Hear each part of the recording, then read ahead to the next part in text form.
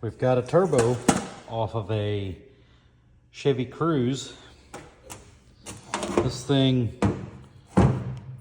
was part of a new engine that we put in, but this thing has got a failure, and let's see if you can see where it's at.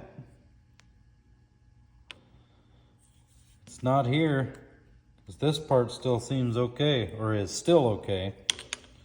However, there's a crack in the housing running all the way up through here, and it actually comes up to the flange right there.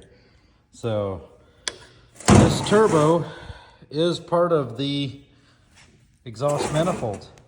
Now we could just get just the exhaust manifold, but for $150 more, we can get the whole thing.